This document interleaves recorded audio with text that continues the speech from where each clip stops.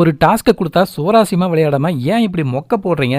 இந்தா புதுசா ரூல்ஸ் எல்லாம் கொடுக்குறேன், இதுக்கப்புறமாச்சும் கொஞ்சம் மக்கள் ரசிக்கிற மாதிரி இந்த ஷோவை பார்க்குற மாதிரி பண்ணுங்க அப்படின்னு சொல்றாரு பிக் பாஸ். இனிமே சமையல் உட்பட வீட்டு வேலை எல்லாத்தையும் ஒர்க்கர்ஸ் தான் பார்க்கணும். தண்ணி பாத்ரூம்ல வராது, கார்டன்ல இருக்கிற பைப்ல தான் தண்ணி வரும், அதை புடிச்சிட்டு பாத்ரூம்ல போயிட்டு தான் குளிக்கணும் இல்ல வாஷ் பண்ணணும், குடிக்கிற தண்ணி மட்டும் தான் வீட்டுக்குள்ள வரும் அப்படின்னு ஸ்ட்ரிக்டா சொல்லிடுறாரு பிக் பாஸ். உடனே மேனேஜர்ஸ் எல்லாரும் நாங்க சொல்றத ஒர்க்கர்ஸ் எல்லாரும் கேட்கணும், யாரும் விடுதியை விட்டு வெளியில வரக்கூடாது, மற்ற நேரத்துல எல்லாரும் உள்ளதா இருக்கணும் அப்படின்னு எல்லாம் புதுசா ரூல்ஸ் போடுறாங்க.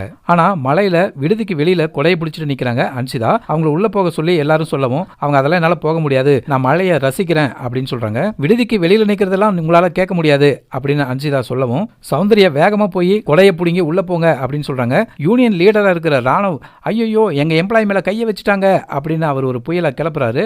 ஏய் கையெடு அப்படின்னு சௌந்தர்யாவை சொல்லவும் மஞ்சரி உடனே கையை நீட்டிக்கிட்டு போய் ராணவ கிட்ட ஏன்னு எதுக்கு சொல்ற, எங்களுக்கு மேனேஜருக்கு மரியாதை இல்லையா அப்படின்னு கேட்கவும் கையை தட்டி விட்டு என் முன்னாடி எல்லாம் கையை நீட்டிட்டு வராதிங்க அப்படின்னு பொங்குறாரு ராணவ். அன்சிதா மேல கையை வச்ச சௌந்தர்யாவும் என் முன்னாடி கையை நீட்டின மஞ்சரியும் உடனே மன்னிப்பு கேட்கணும் அப்படின்னு உடனே போராட்டத்தை ஆரம்பிக்கிறாங்க.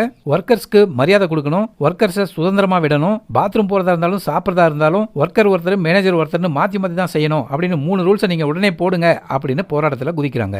அதுவரை நாங்க எந்த வேலையும் செய்ய மாட்டோம் அப்படின்னு சொல்றாங்க. நீங்க எப்படி சாப்பிட்றீங்க, நீங்க எப்படி பாத்ரூம் போறீங்க நான் பார்க்கறேன் அப்படின்னு ராணுவம் நிக்கிறாரு. இப்பதான் ஒரு பிரச்சனை வெடிச்சிருக்கு, போக போக என்னாகும் பொறுத்திருந்து பார்ப்போம்.